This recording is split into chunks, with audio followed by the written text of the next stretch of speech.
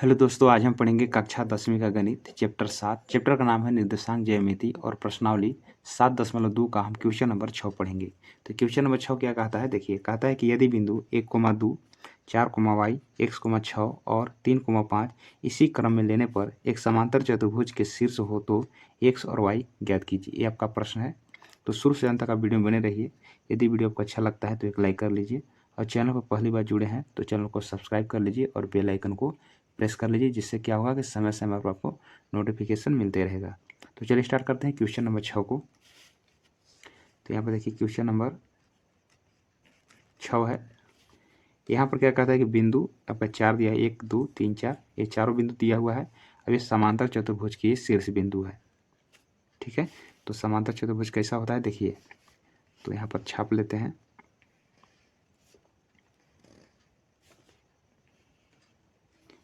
ये आपका समांतर चतुर्भुज है, ये मान लीजिए, और इसका जो है शीर्ष बिंदु ये वाला है। ठीक है, ये 4 शीर्ष बिंदु होते हैं और जो दिया हुआ है ये 4 शीर्ष बिंदु यहाँ पर आपको मान लेना है। जैसा कि देखिए पहला वाला क्या दिया है, 1,2, इसको ए मान लेते हैं। दूसरा वाला को बी मान लेते हैं और तीसरा वाला क्या है, x,6 है ना, तो इसको सी मान लेते हैं और इसको हम डी मान लेते हैं। तो समांतर चतुर्भुज के हम 4 शीर्ष मान लिए। समांतर चतुर्भुज के खास बात क्या होता है, ये जो होता है आमने सामने की भुजा बराबर होते हैं। ठीक है, तो ये भुजा के सामने वाला बराबर होते हैं, ये भुजा के सामने वाले बराबर होते हैं। ठीक है, तो इसमें क्या करना है कि आपको विकर्ण लेना पड़ेगा। तो विकर्ण कौन होते हैं, जो तिरछा तिरछी होती है इसको विकर्ण बोलते हैं। तो ऐसे एक विकर्ण हो जाएगा, अब एक बीटी विकर्ण होगा। ठीक है, तो विकर्ण का क्या खासियत होता है कि समांतर चतुर्भुज के जो विकर्ण होते हैं एक दूसरे को समद्विभाजित करते हैं। समद्विभाजित मतलब होता है बराबर बराबर भाग में बांटते हैं। तो सबसे पहले क्या करते हैं कि समांतर चतुर्भुज की जो 4 शीर्ष बिंदु है इसको माने हैं, इसको हम लिख लेते हैं। ठीक है, तो हम लिख लेते हैं कि माना कि समांतर चतुर्भुज के शीर्ष बिंदु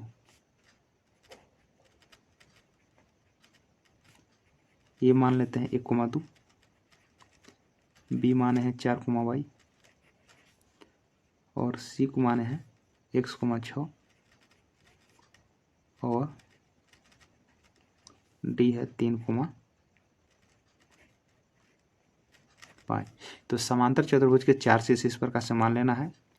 ठीक है, अब क्या करना है कि इसका विकर्ण लिख लेंगे। ठीक ना, जैसे देखिए यहाँ पर एक्स वाई का मान ज्ञात करना है तो क्या करना पड़ेगा, इसको विकर्ण लेना पड़ेगा। तो विकर्ण कौन होते हैं, तिरछा तिरछी क्या होता है विकर्ण होते हैं। ए से मिला दिए सी को, एक विकर्ण हो गया। बी से मिला दिए डी को, ए विकर्ण हो गया। तो समांतर चतुर्भुज के भी बताए कि विकर्ण का क्या खासियत होते हैं। ये जो विकर्ण जो काटते हैं ना, ये समद्विभाजित भाग में मतलब बराबर बराबर भाग में बांटते हैं। तो समांतर चतुर्भुज के विकर्ण एक दूसरे को समद्विभाजित करते हैं। इसका मतलब होगा जैसे एक एसी विकर्ण हो गया, तो देखिए कट रहा है ना, तो मान के चलिए जो कट रहा है इसको कुछ मान लीजिए। ठीक है, तो चलिए इसको हम ओ मान लेते हैं। ठीक है ना, ओ पर काट रहे हैं, तो जैसे कि एसी काट रहा है तो ये 2 बराबर भाग में, जैसे ए वाला भाग जो है ना ए ओ और है ओ सी, ये 2 बराबर भाग में बांटेंगे। इसी प्रकार से जो बी डी जो है ओ पर देखिए समद्विभाजित हो रहा है, ये जो भाग है ए वाला मतलब ओ बी किसके बराबर होगा, ए ओ डी के बराबर होगा। ठीक है, तो इसी रूल के तहत, इसी नियम के तहत इस सबको बनाना है। तो सबसे पहले लिख लेंगे यहाँ पर कि हम जानते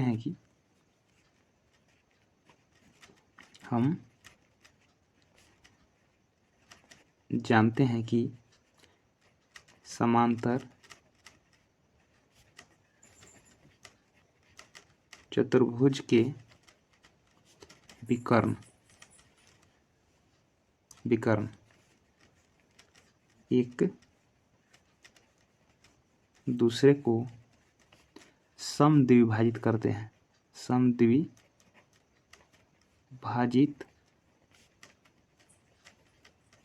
समद्विभाजित का मतलब होता है कि यह बराबर बराबर भाग में बांटते हैं। ठीक है, अब क्या करते हैं कि 2 विकर्ण है आपका, कौन सा है, एक सी है और एक बी डी है। तो सबसे पहले क्या लिखेंगे, यहाँ पर लिखेंगे विकर्ण। ठीक है, क्या लिखेंगे, कि ए सी के मध्य बिंदु का निर्देशांक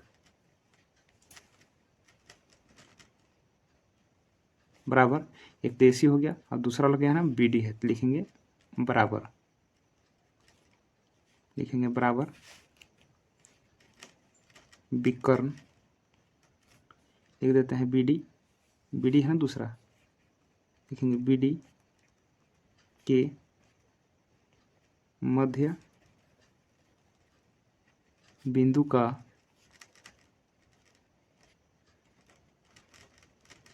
निर्देशांक। ठीक है, तो मध्य बिंदु का निर्देशांक का मतलब हुआ कि यह 1:1 में विभाजित करता है। ठीक है ना, जैसे कि देखिए ए पर AC है, ये जो O पर जो काट रहा है ये 1:1 पर काट रहा है। तो इसका जो रूल है कैसे होता है देखिए, जैसे कि देखिए 1,2 है और किसी कितना है x,6 है। तो देखिए इसको हम लेते हैं, मध्य बिंदु कैसे निकलता है, तो ये देखिए x1 होता है, ये पहला वाला ये x2 होता है, x1 प्लस x2 बटे 2। तो क्या करते हैं, AC के मध्य बिंदु का क्या करते हैं, फार्मूला लगा लेते हैं। ठीक है, तो चलिए इसको हम ले लेते हैं। देखिए ए और सी ले रहे हैं ना, देखिए यहाँ पर AC दिख रहा है ना, तो यहाँ पर देखिए A और C आपको दिख रहा होगा। ठीक है, तो क्या करते हैं कि A को मान लेते हैं कि यह x1 होगा और ये वाला क्या हो जाएगा, y1 हो जाएगा, तो इसको हम y1 ले लेते हैं। इसी प्रकार से C को ले लेंगे, ये वाला हो गया x2, ये वाला हो जाएगा y2। ठीक है, तो फार्मूला क्या कहता है देखिए, तो AC के मध्य बिंदु का फार्मूला क्या बनेगा, यहाँ पर देखिए ध्यान से, बनेगा x1 प्लस x2 बटे 2 कोमा y1 प्लस y2 बटे में 2 बराबर, सेम फार्मूला इस पर भी आएगा BD के। ठीक है, सेम फार्मूला होगा x1 प्लस x2 बटे 2 कोमा y1 प्लस y2 बटे 2 होगा। बस ध्यान देना है कि ये देखिए AC में देखना आपको, अब ये आपको BD में होगा। ठीक है, तो सबसे पहले AC को बैठा लेते हैं। देखिए यहाँ पर AC है ना आपका, ये वाला AC पर जाएंगे तो A और C है, तो इसका मध्य बिंदु कैसे निकालें, x1 प्लस x2 बटे 2। तो x1 का मान कितना है, 1 है, अब x2 का मान कितना है, x है। तो यहाँ पर क्या करेंगे, x1 का मान यहाँ पर 1 बैठाएंगे और x2 का मान यहाँ पर x बैठाएंगे और बट्टे में क्या करेंगे 2 कोमा, यहाँ पर y1 प्लस y2 देखेंगे AC में ना, AC में देखेंगे y1 का मान कितना है तो 2 है, देखिए y1 का मान कितना है 2 है, y2 का मान कितना है तो 6 है। तो यहाँ पर क्या करेंगे 2 प्लस 6 बटे 2, AC विकर्ण का ये निकल गया मध्य बिंदु का निर्देशांक। ठीक है, अब करना क्या है, यहाँ पर लगा लेना है बराबर। अब यहाँ पर BD में देखना है, BD विकर्ण में ना, तो BD विकर्ण कौन है, तो ये देखिए यहाँ पर BD विकर्ण है। उसी प्रकार से क्या करना है कि देखिए जो पहला वाला जो होता है ये x1 और ये y1 का मान हो गया, मतलब x1 का मान 4 हो गया, y1 का मान 4 हो गया, x1 का मान 4 हो गया, y1 का मान y हो गया। ठीक है, इसी प्रकार से D को लिख लेंगे, तो ये हो जाएगा x2 का मान, ये हो जाएगा y2 का मान। ठीक है, इस प्रकार से आपको अच्छी तरह से लिख लेना है। तो क्या करना है इसको, इसमें भी देखिए फार्मूला वही है, x1 प्लस x2 बटे में 2 होता है। तो x1 का मान कितना है तो 4 है, अब x2 का मान कितना है तो 3 है, यानी पहला जुड़ता है ना। तो x1 का मान 4 हो गया, अब x2 का मान कितना है 3 है, तो 4 + 3 हो जाएगा ना, इसका मान बढ़ जाएगा, तो हो जाएगा 4 + 3 बटे में 2 कोमा, यहाँ पर क्या है y1 प्लस y2 बटे 2। तो y1 का मान कितना है, y1 का मान कितना है y है और y2 का मान 5 है। ठीक है, तो y + 5 हो जाएगा इसका मान, y + 5 और बटे में क्या होगा 2। अब इसको हल कर लेंगे। अब देखिए 1 + x बटे में 2 लिख लेंगे कोमा 6 × 2 = 8, 8 बटे 2 बराबर 4 × 3 = 7, 7 बटे 2 हो जाएगा कोमा y + 5 बटे 2। इसको आप तुलना कीजिए, क्योंकि देखिए फार्मूला पर ध्यान दीजिए कि x1 + x2 बटे 2 और यहाँ पर x1 + x2 बटे 2। ठीक है ना, ये इसके बराबर होगा, ये इससे आपको तुलना करना है, और ये वाला जो फार्मूला जो सेम है इससे तुलना इससे करना है। तो इसका मान कितना आया है, तो इसका फार्मूला इससे आया है, तो इसका तुलना इससे करना है और इसका तुलना इससे करना है। ठीक है, तो यहाँ पर लिख सकते हैं तुलना करने पर लिख देते हैं कि 1 + x बटे 2 बराबर किससे तुलना करना है, 7/2 से करना है। और इसका तुलना किससे करना है, तो 8/2 बराबर y प्लस 5/2 से करना है। इसको क्या करना है कि क्रॉस गुना करना है, तो 2 से गुना करेंगे इसमें, तो 2 गुना 1 करेंगे तो कितना हो जाएगा 2, 2 गुना x करेंगे तो कितना हो जाएगा 2x, 7 गुना 2 करेंगे तो कितना होगा 14। हल कर लेते हैं, 2x बराबर 14 प्लस 2 उधर जाएगा तो हो जाएगा -2। तो 2x बराबर 14 में से 2 घटेगा तो कितना हो जाएगा 12, x का मान हो जाएगा 12/2, 2 छक्के 12, इस बराबर कितना आया 6। एक आपका आंसर आ गया, एक आपका आंसर आ गया।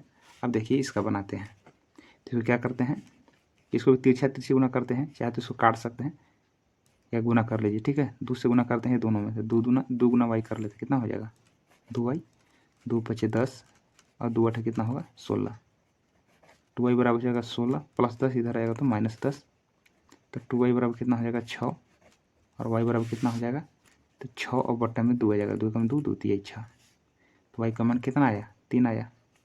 तो x का मान 6 आया और y का मान 3 आया, यही क्या बन गया आपका आंसर बन गया।